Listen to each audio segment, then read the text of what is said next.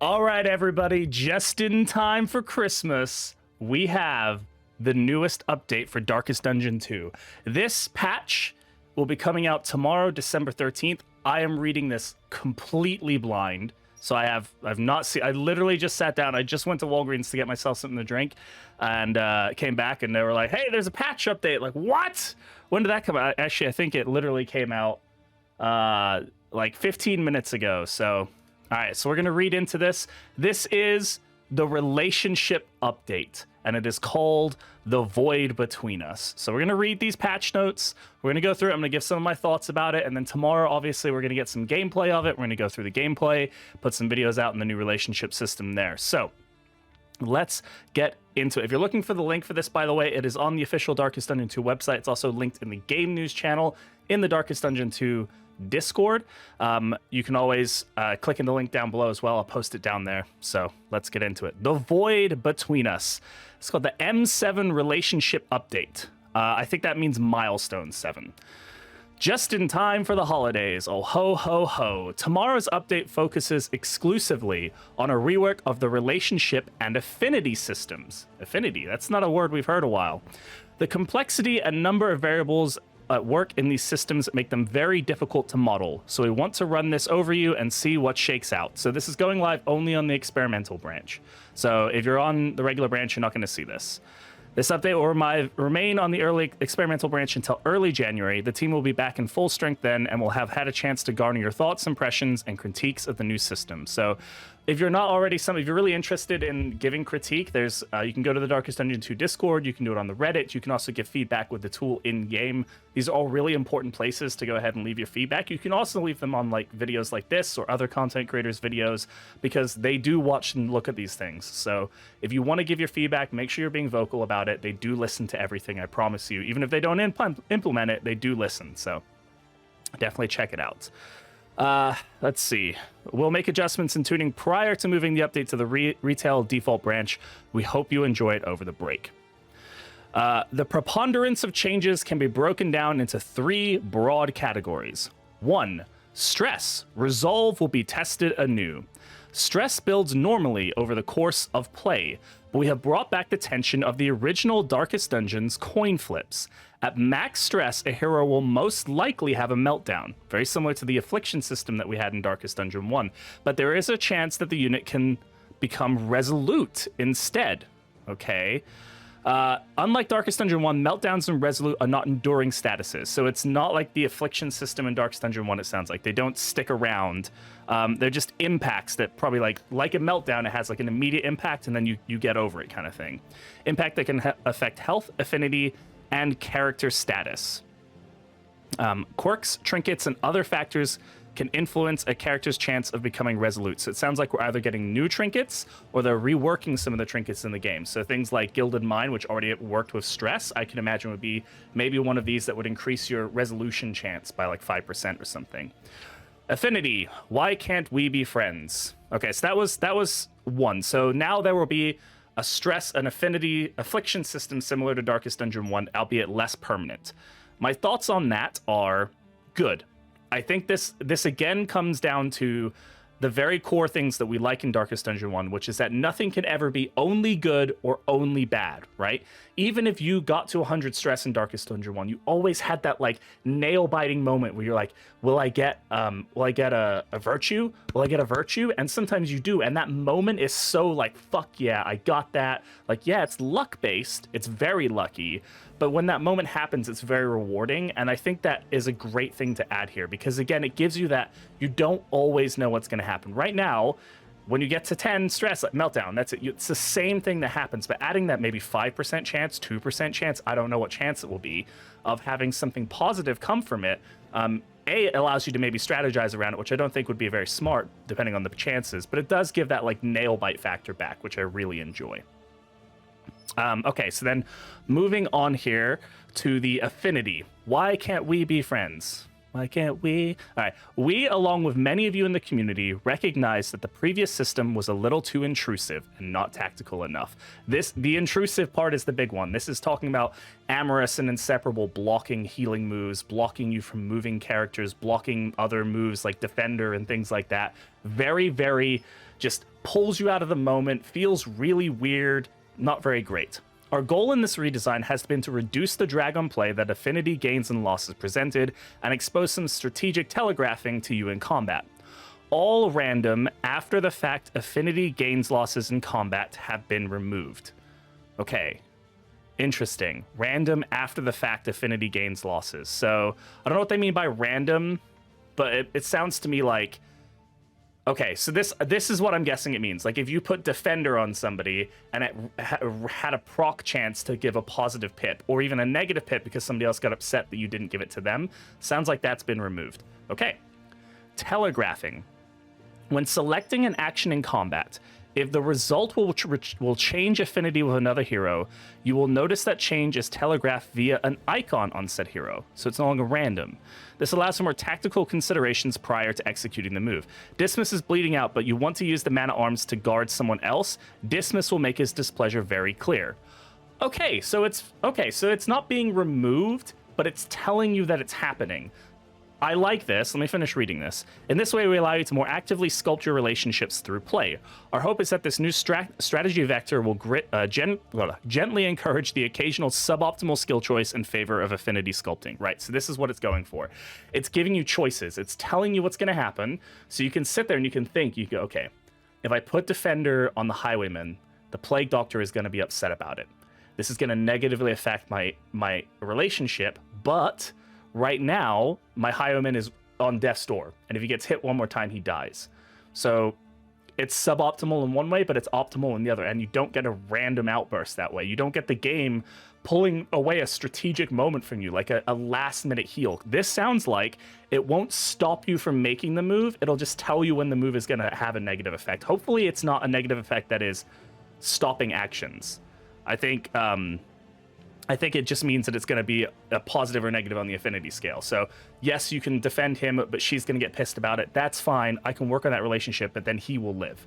Very, very good. That adds, like they say, another strategy vector. I like this. This is good. This is really good. Affinity scale. There's no more negative affinity. You either gain affinity or lose it, okay? Affinity is now measured in 0 to 20 pips. Oh gosh. The lower numbers indicating a poor or acrimonious leaning, while higher numbers represent a positive vibe between the heroes in question. It's broken up into 5 tranches, each labeled so it's easy to see how people are feeling. Okay.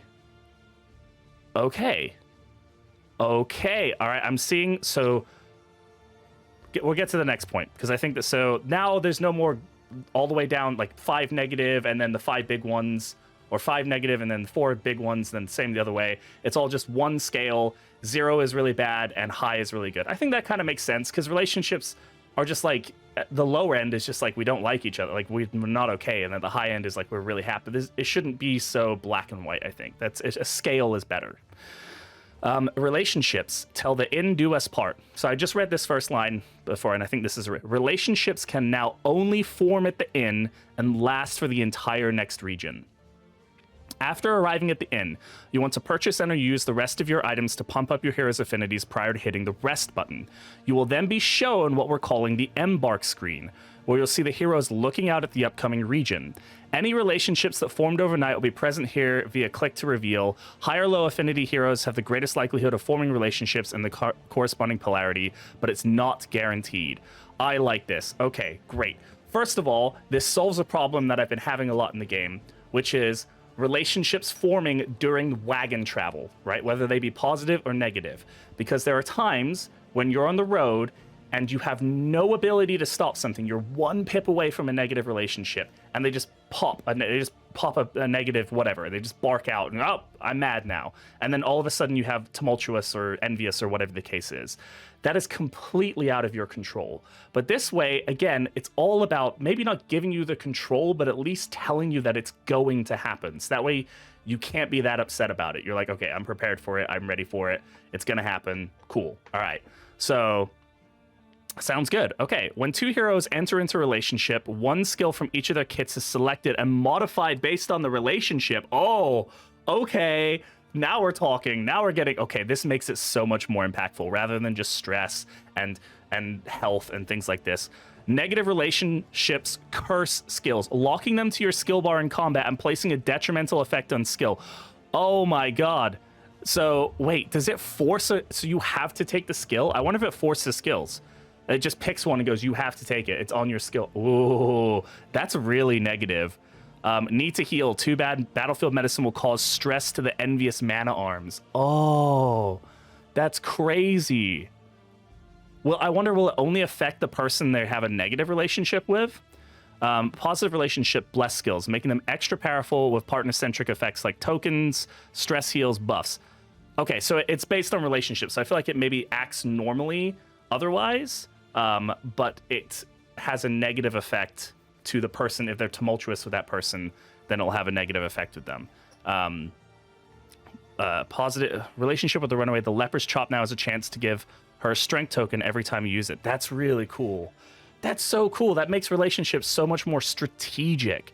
Like again, it's like the addition of the turn counter. Now I can see what's happening. I know what's happening, so I can choose to either go with it or against it, but at least I understand the results, and it's not taking away that feeling for me that I'm playing, that I'm commanding a game, that I'm being strategic. The relationships before, the problem they had was so many of the interactions, they were just so random that it felt like such a kick in the gut when Amorous blocked a move, and you're like, oh, what was I supposed to do about that? I planned my whole, like I was strategic, I planned my next attack, my next 3 moves. I know there's nothing that can kill my mana arms right now, so I'm gonna heal him with this, and then you get there and it's like, fuck you, you can't heal because she's in love with him and she doesn't want anybody else touching him, and it's like, oh my, what? Makes no sense. So this gives the control back. You still may make decisions that do bad things, but at least you know why you're doing it, and you, the player, have the advantage of saying, I'm doing it because of this. I'm willing to lose out on this for this. That's amazing. This change essentially strips out the majority of random act-outs, combat interactions, and reintroduces them in a more strategic and engaging way. You now have the ability to leverage a positive relationship to incredible effect or mitigate a negative one. Love it. Fantastic. We can work around it. It's there, but we can work around it. Small-scale random relationship act-outs have been removed, effectively replacing by the skill blessing and cursing. However, positive relationships have 2 themed signature big deal act-outs. They are powerful and will interrupt combat with potentially expedition-saving impacts. Okay, that's fine. The random act-outs are only positive, and they're very rare, it sounds like, or very powerful and very rare. Great. I don't know what they are. It's probably heals, and it's probably like the combo attacks, maybe? I don't know. Maybe it's even like if somebody hits death's door and they're going to die, they actually get a save. Like, that sounds like it could be something this is. Like yes, they rolled and died, but hey, I saved you. Like, ooh, that'd be really cool. Because relationships last only for one region. Oh, they only last for one region. Oh, I thought they would still. Okay, so they're reset at the end of the region. Okay, that's actually good. I like that because that means, again, you can change your strategy as you go, and you're not locked in. Like, if you get relationships early on, you're not locked into it. You can like build around it and then build a better one. Or again, the other side to this is that negative relationships, once you knew the game and you figured it out, you almost never had negative relationships, and that's bad. It should be something that is constantly like up and down. And that you have, like, it's Darkest Dungeon, you should always have to work for it. If you got early relationships on in the game, you were pretty much set the rest of the run, but now it sounds like they reset, so you have to rebuild them at the end. Like, hey, we just got through this whole gruel, like, hey man, now, God, that, you fucking sucked, dude. Like, you get to the end of it, I kind of makes sense. You get to the end, you have a fight, and then through the next region, you're really pissed off with that person. That makes a bit more sense to me.